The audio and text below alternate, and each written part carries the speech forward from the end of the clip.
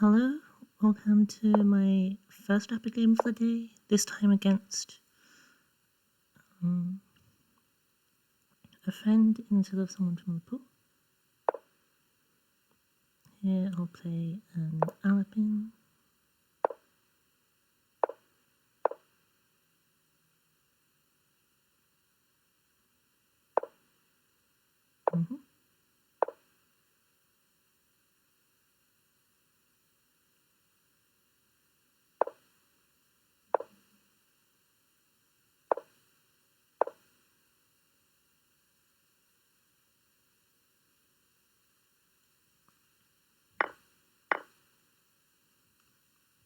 Okay, and here knight e3, which lets black play queen e6.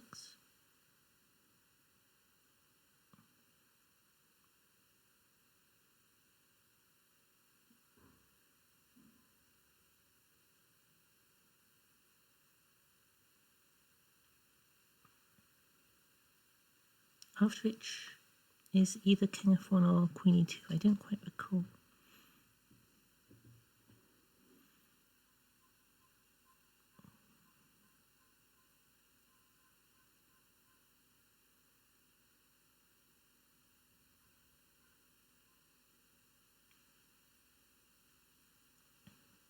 I think it's queen e2. I'm not entirely sure.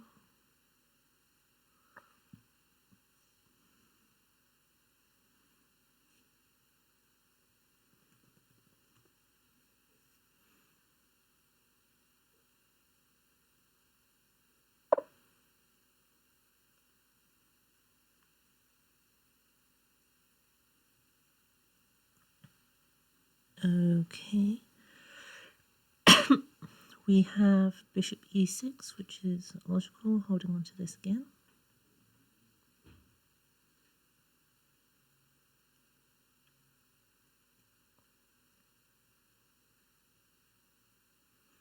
b3 makes some sense, trying to undermine, so does knight g5.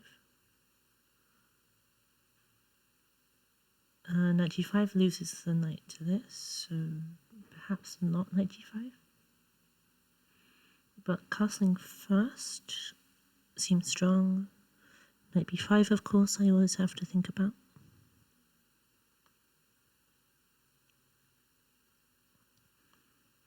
d4, e takes d.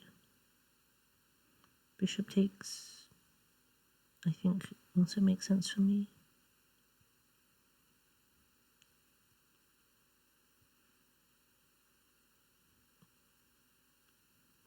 Black is likely trying to castle long, and I don't think I want to discourage that at all.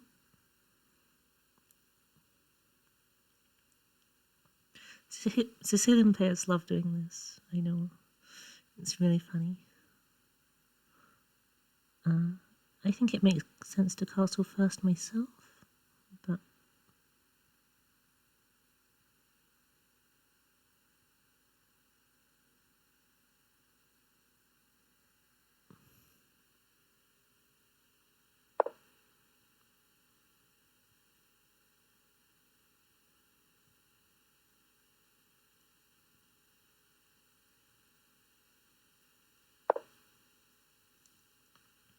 going for a fianchetto, this makes sense.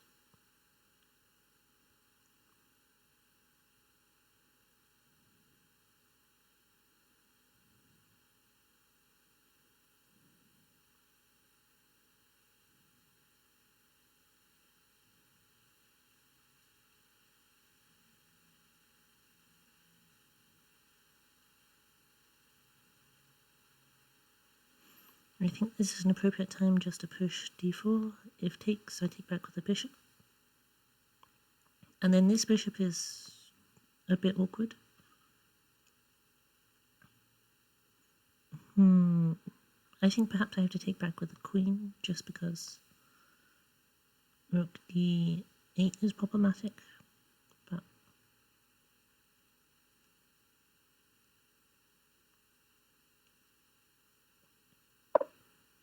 I do need to get rid of this c4 pawn before it starts being unremovable. Okay, taking back with the bishop. I'm not seeing a good answer to the rook, so I'm fine with just trading queens.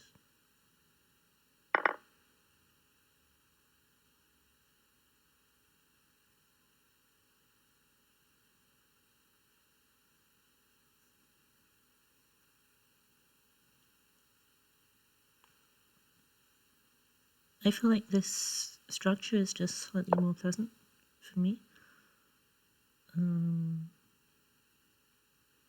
Cuts out this, of course, but then this knight has to answer some questions.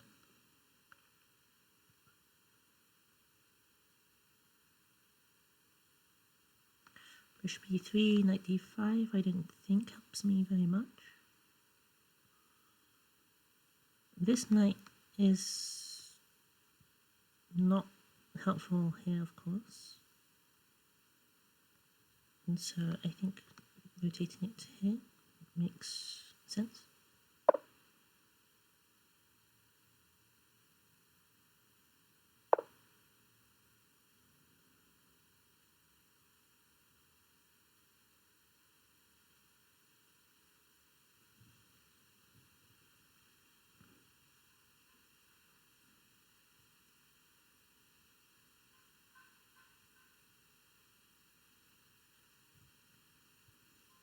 Now I think maybe trying to track down this bishop is sensible, and actually it may have made more sense here. Did I have this square?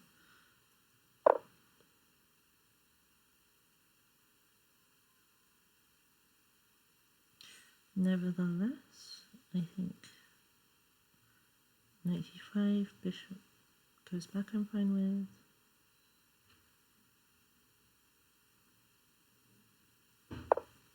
And I have this square back for the knight as well.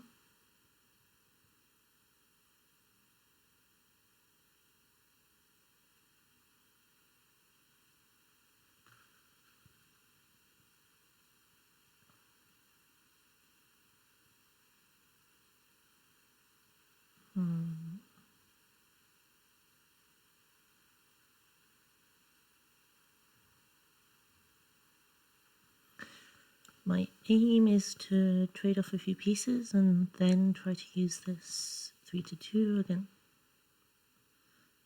and argue it's harder to stop than 4-3.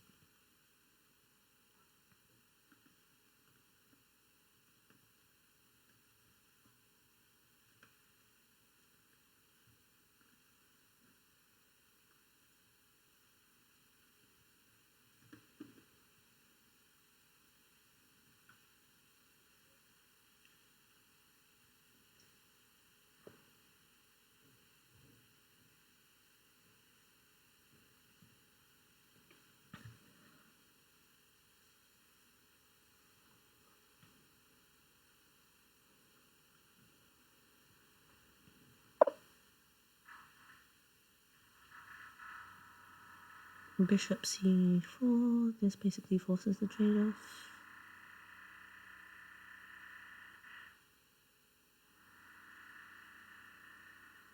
Of bishops.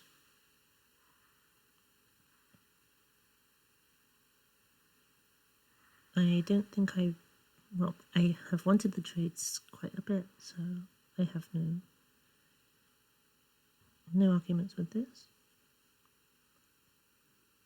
I think takes and then propose another trade.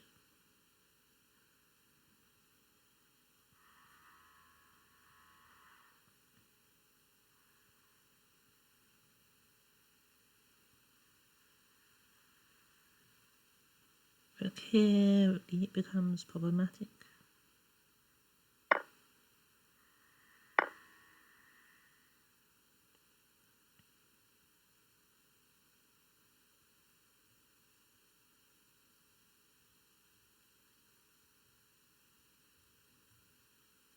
Here I liked knight e3.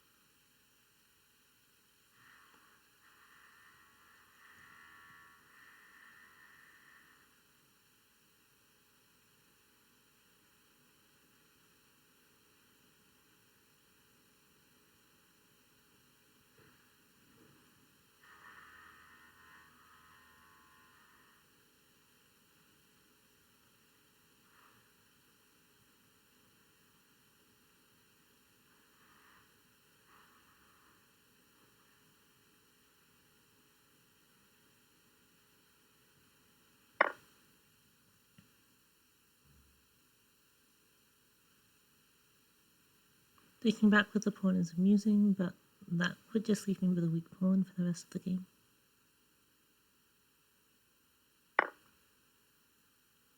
And now this knight isn't being bothersome on either of these two squares. Rooks are connected. I think this is just quite pleasant.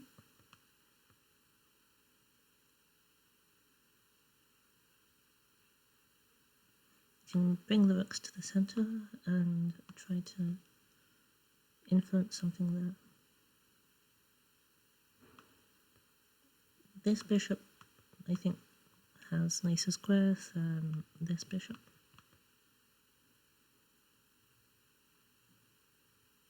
This knight can always come back either direction.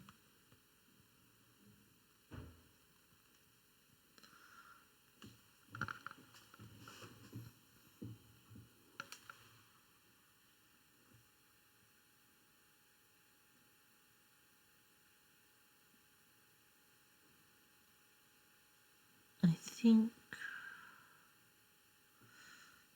it would make sense if for black to try and go for this kind of play,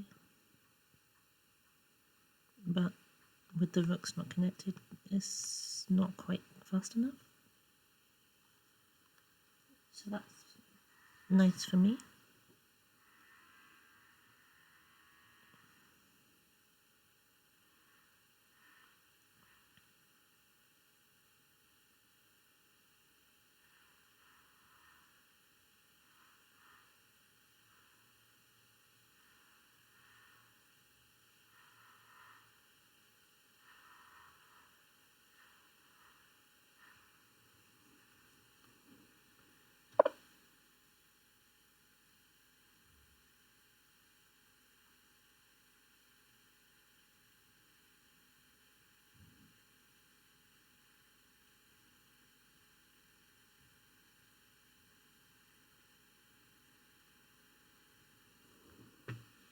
I can go here, which would attempt to trade even more, but I think I prefer my bishop and my knight, so I'll not trade, and that means go either here or here.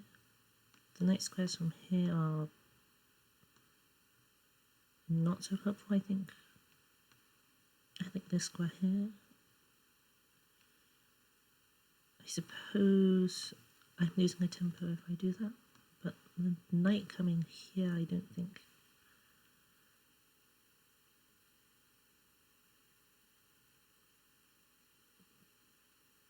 Yeah, black doesn't want this, so I'm okay there.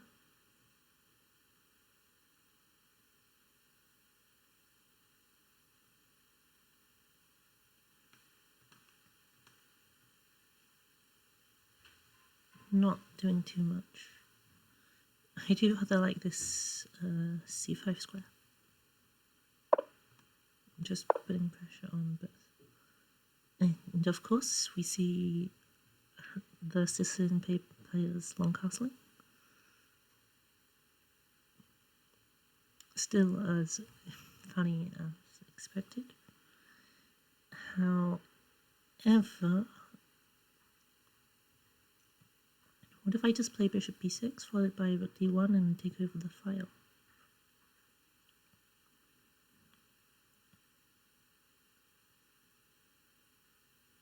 I suppose I don't get the file, but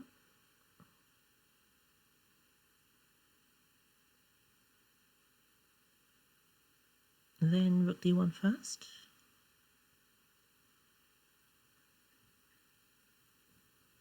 This may just beat out to a draw, unfortunately, but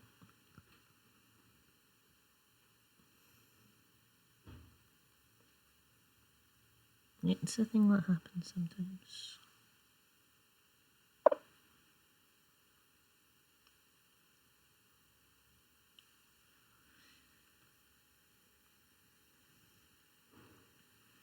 Even if it trades, the rook is better on d1 than f1.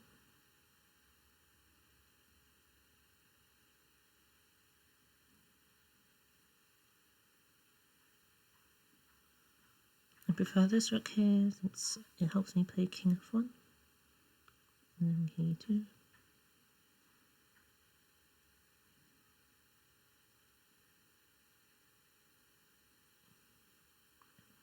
Black may try to get the knight in this way or this way.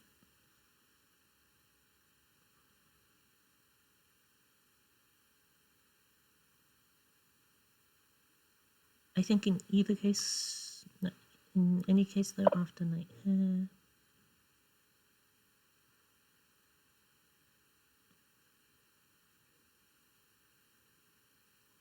Okay, preventing bishop e6. Bishop here is always met by e5. This is now starting to become a lot better for black, but I think for this move it isn't.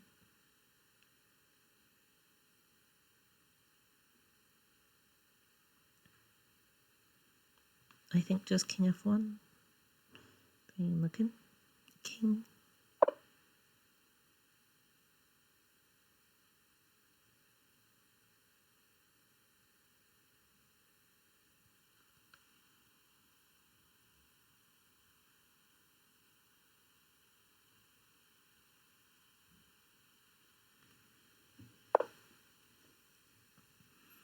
b6, stopping me from playing knight c5 in the future. I think Caceres tried to start playing f5.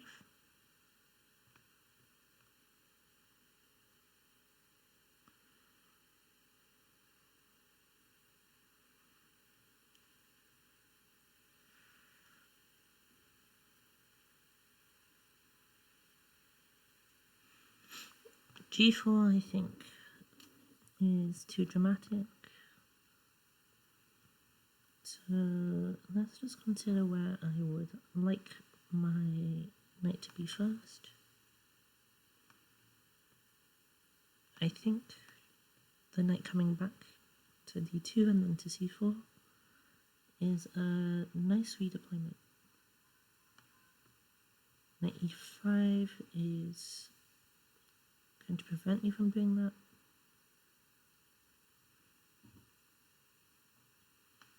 f4, knight g here.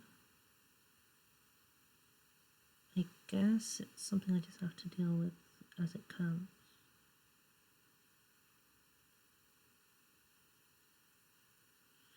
Knight d2. Knight d2 earlier. I don't want to play it before f5 comes.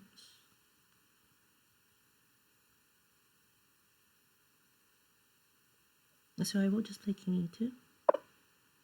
And then I'm fine asking to trade rooks and also not.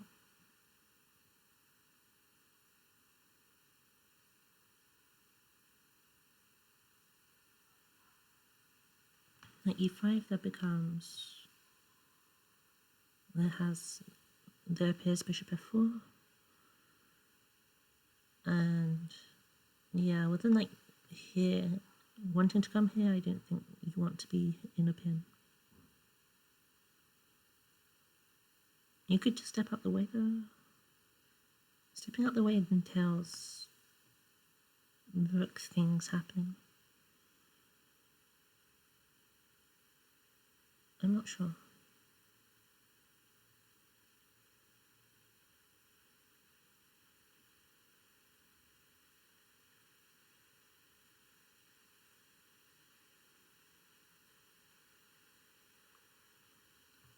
If the knight moves, I think d4 becomes a nice square.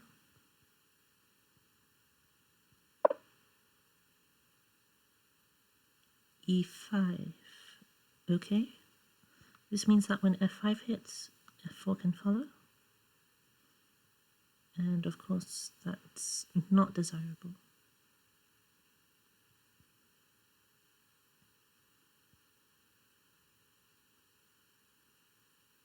This however means that knight e5 is no longer possible for black, and I'm quite happy with this fact. All that mind.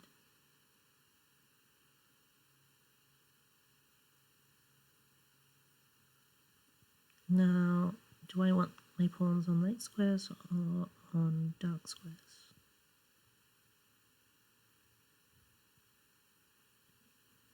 Capablanca had some rule for this, and I've completely forgotten it.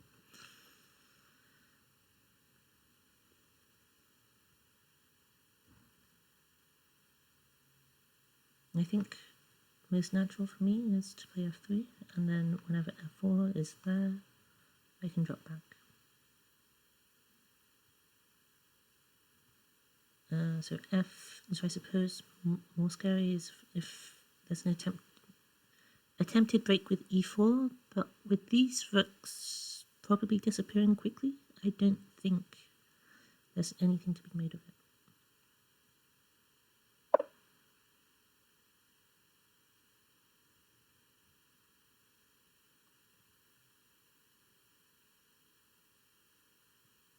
Probably e4 is the logical continuation, just to open the bishop up again into the f4 where it's, to be honest, just forever dead.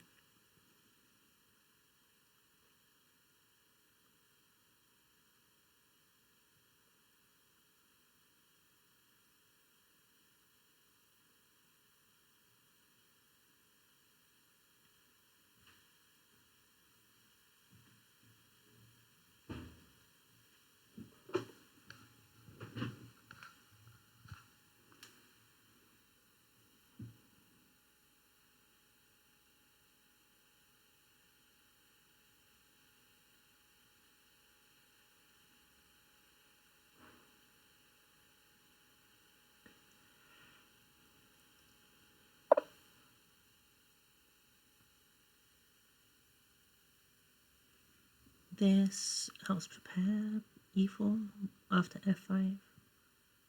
It makes sense.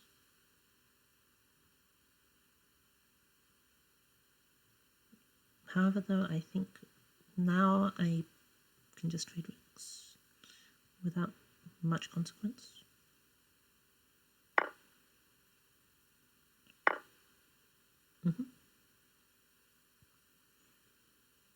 And then I can choose whether or not to play this now or in the future.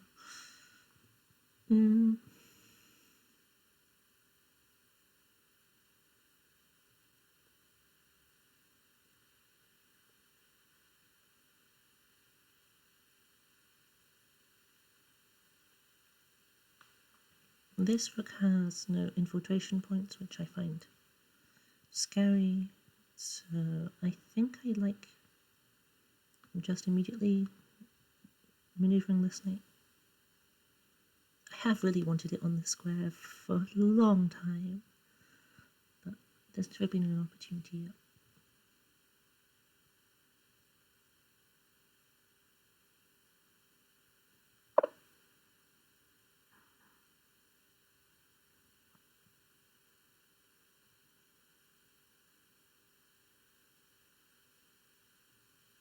If b5, I then can quickly go back to e4 and jump here. Conveniently, I don't think both can be stopped. Knight a5 is possible, but then, well, first of all, they played knight a5, and second of all, b4, knight back, bishop, knight comes in. Then I have to calculate.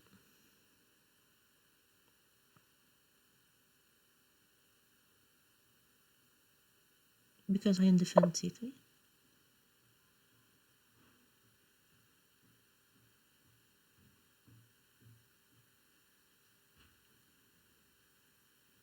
Okay, this aims to put the knight here, which is a good square.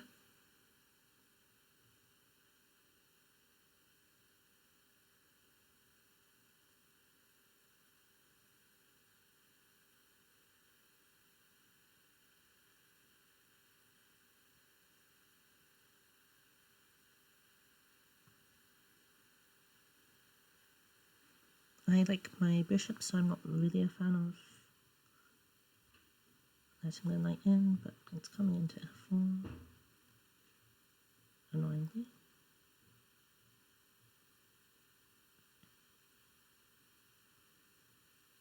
And so what I might do is play g3, bishop f2.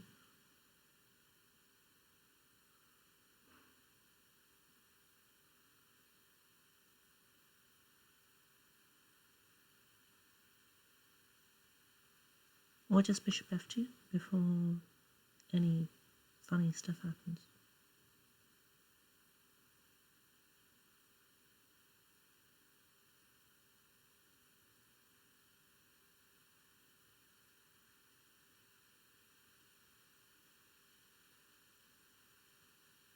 Really can't afford this to come in though, so I guess I just have to play g3. And maybe you should have just traded the rooks. Yeah. This is a really good square for the knight. c4 probably made sense, but no, those sacrifices didn't make sense for black. c4 was probably a better move then.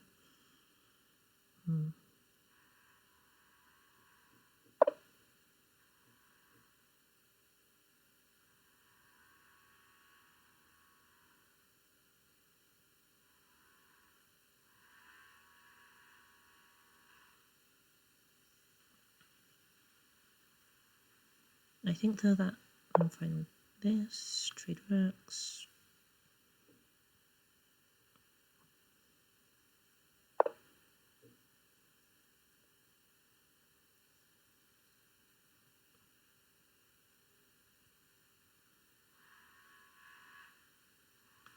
Rook d1.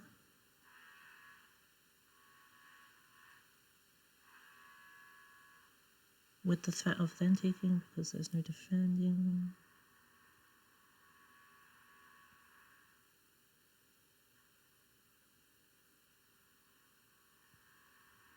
Honestly, I'm not seeing a problem with rook d1, so I might have to play it. Let's see, rook d1, bishop, knight takes, I take care, takes the knight. Yeah, I think the two pieces are better for black there, so I should just drop back.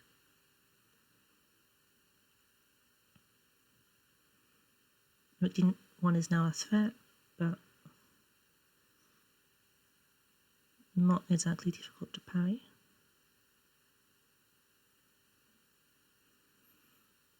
Well, actually, this knight is tied down, so nothing is so simple.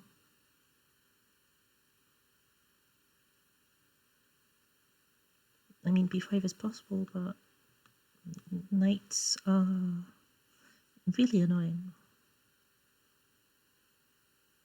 I think my games demonstrate this a lot, the annoyingness of knights.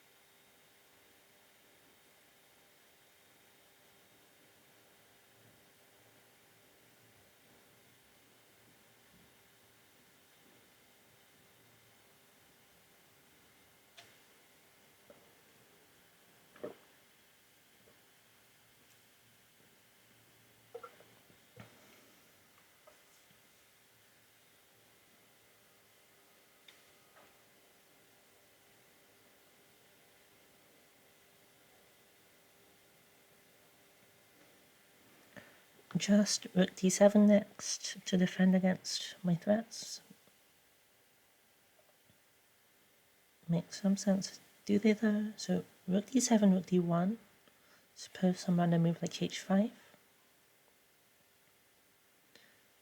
Then knight takes.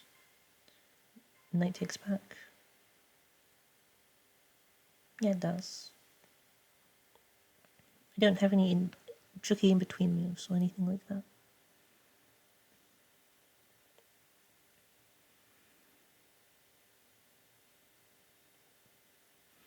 Well, at the very worst, I have rook d1 followed by knight e3 with even more trades.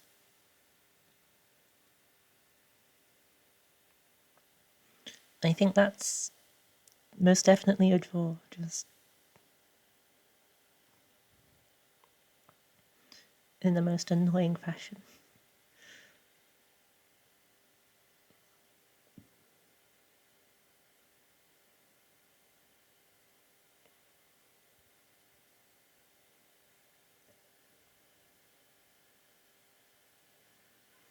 If this does end up being a draw, I think it's been a very one-result game, most even 2 or 3 results. But I've been known to blunder drawn positions away.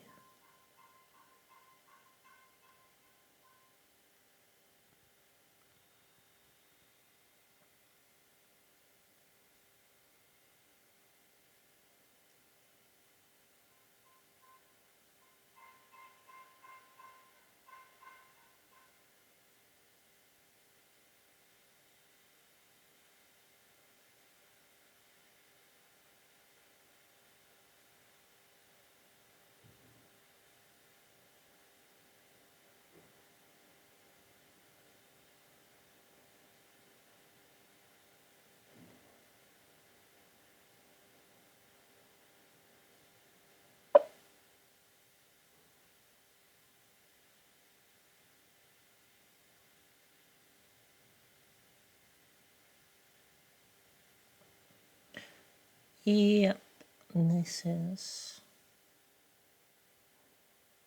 a move.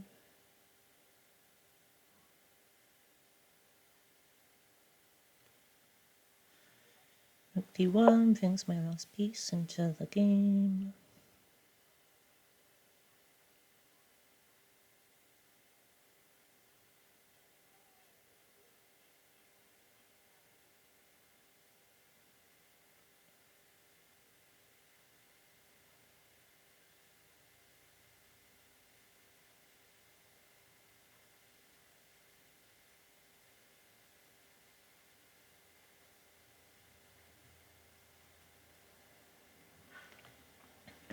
Bishop takes might be a threat if knight takes back.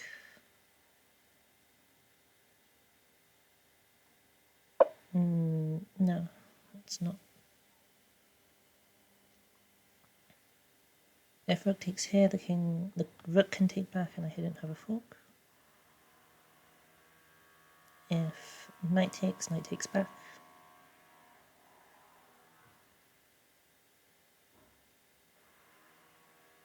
Yeah, knight takes.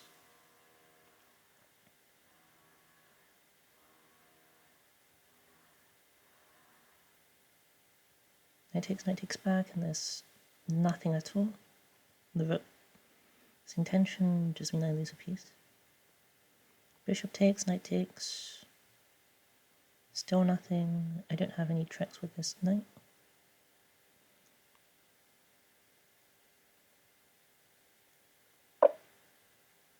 There's no extra places the rook can throw itself to be tricky.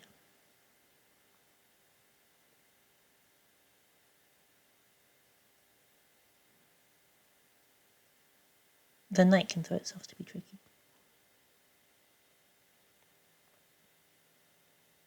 Here I suppose I do threaten, in some sense, to trade and take this pawn, but black has so many options to, yep, including this.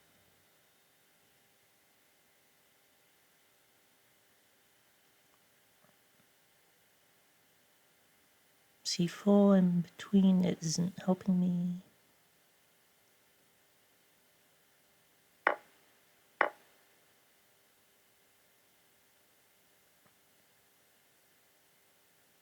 I think just bishop e3 before, no, I can just throw it in afterwards. So trades, and bishop e3, and then king here. King is here, which is annoying, but king d2, b3.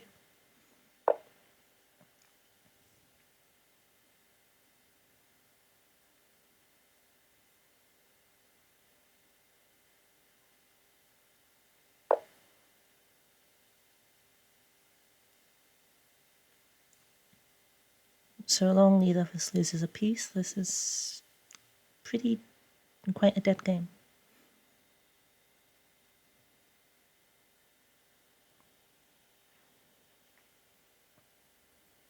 I suppose we'll just play it out.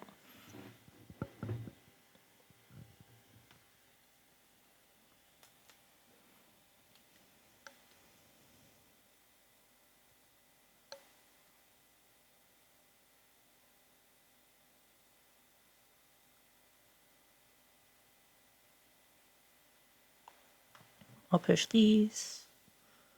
These will be pushed.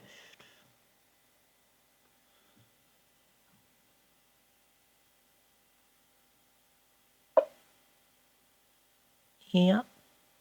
This goes for this push. To be honest, I don't see anything wrong with me just trying to stop it. Except this pawn being weak, but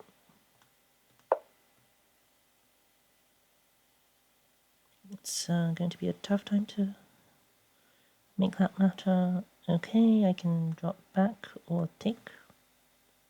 I think I take.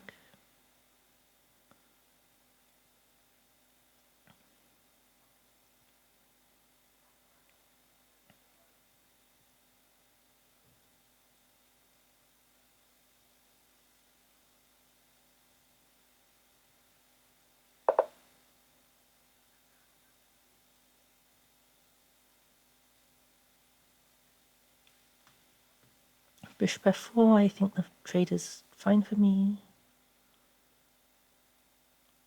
This 3 on 2 is...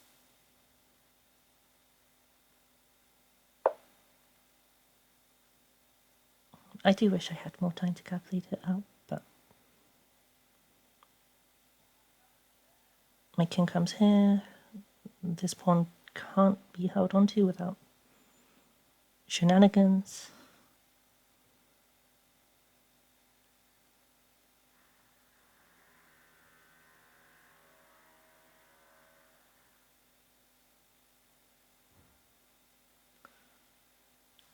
These pawns are hard to all pick off. 1, 2, 3, 4, 5.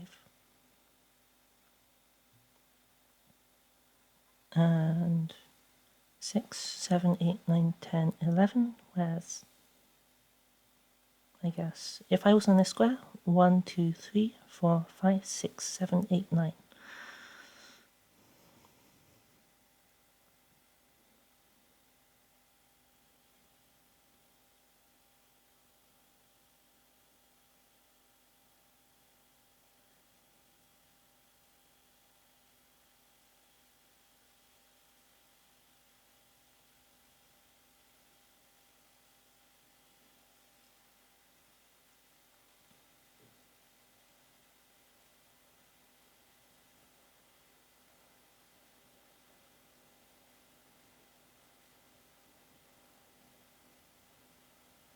Not to mention that black's king can't get in until I leave my post here.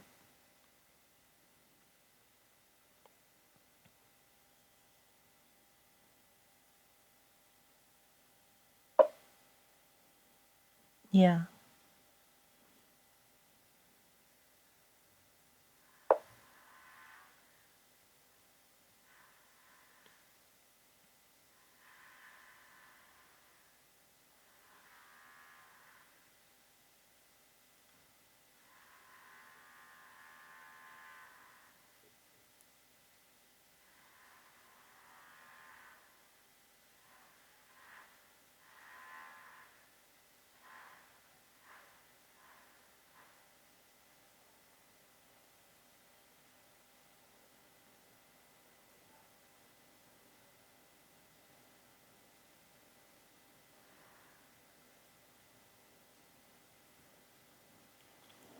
I suppose this is now tricky for black to move.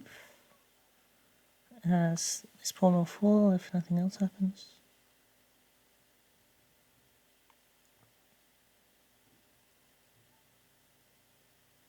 If this king moves, this bishop I suppose can just shuffle, and that seems like an okay option.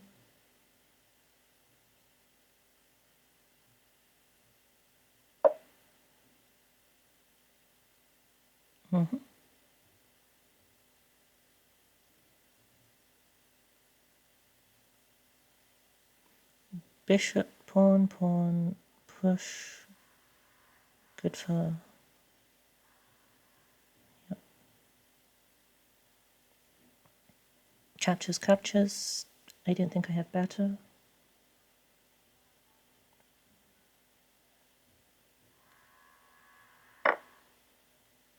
Pre-moved. Fine.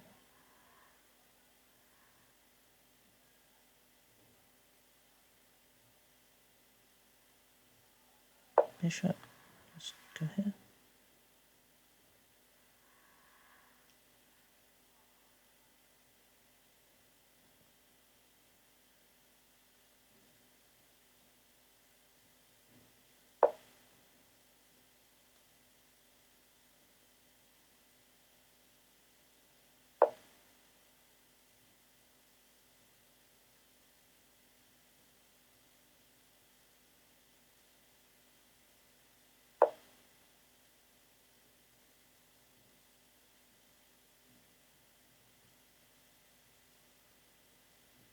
Tricky.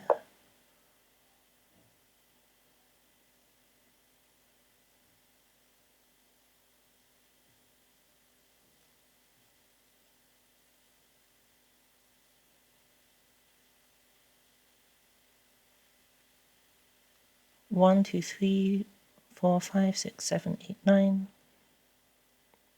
1, 2, 3, 4, 5, 6. Want to see what happens.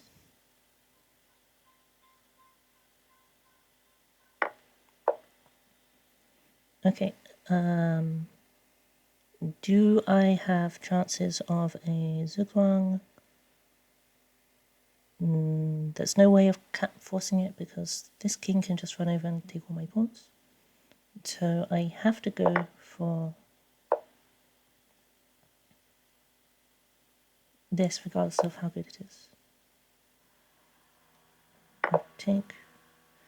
G4 takes, promotes with check. I can't let that happen.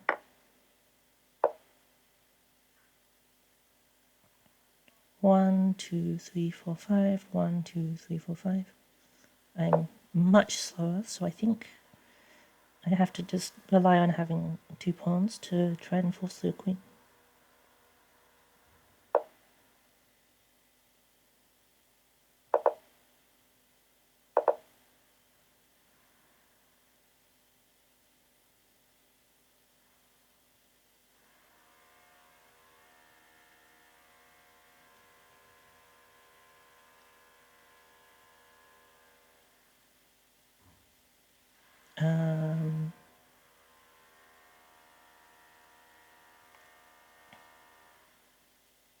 B3 here, I think.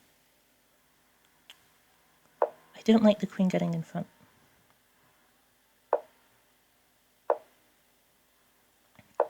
I want to push. I want to push.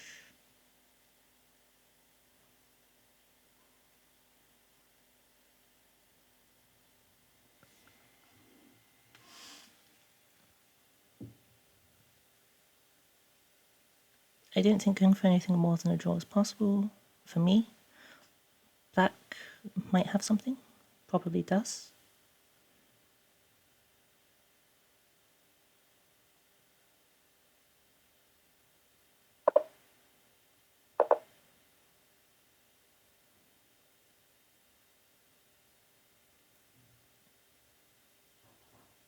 If I move this king away, I just drop the pawn, so this is forced.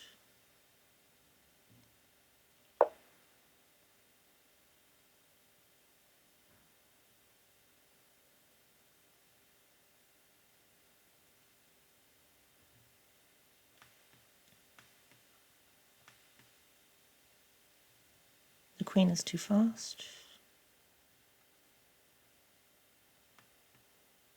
King here might give me something.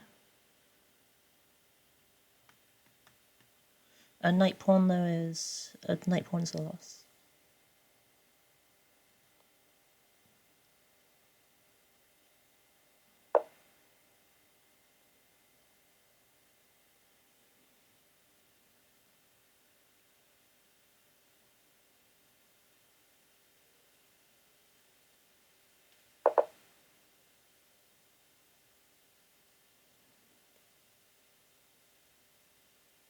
I still have to go for it.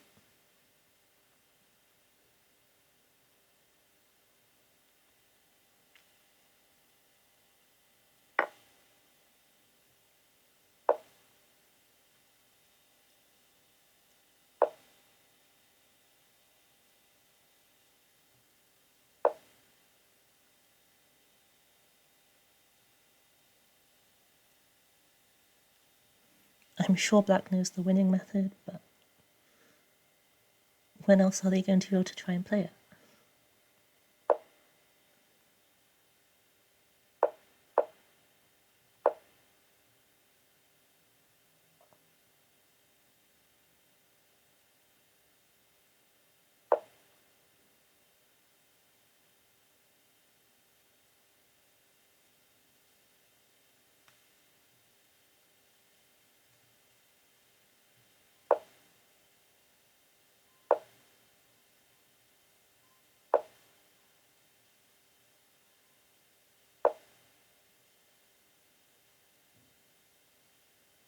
And then this is checkmate. That's cute.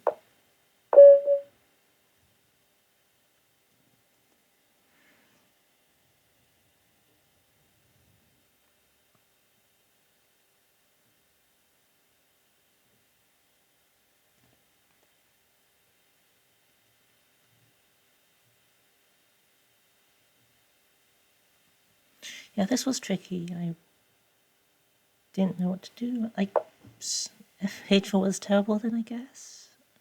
I don't know why. Should have been pushing my own.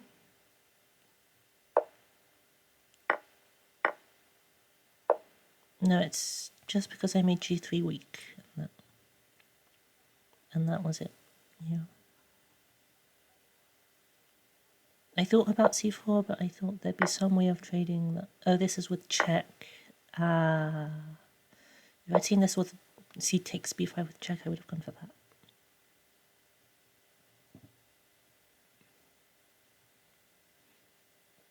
Yeah, this is all equal as expected. G4 here, I don't get why it's better than at any other point. I really did expect F5 a lot sooner than it came.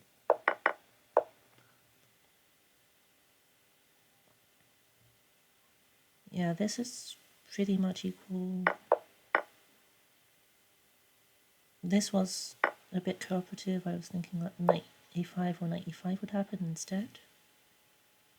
Knight B6 I wouldn't think of, but I guess it makes sense. Offsetting my knight, making it hard for my bishop to develop. Yeah, the opening didn't go so well this time. Oh, this. This might be a line I looked at. I'm not sure. Oh yeah, D3 to get knight E4. I'm not sure. A bit too far down the rabbit hole for me.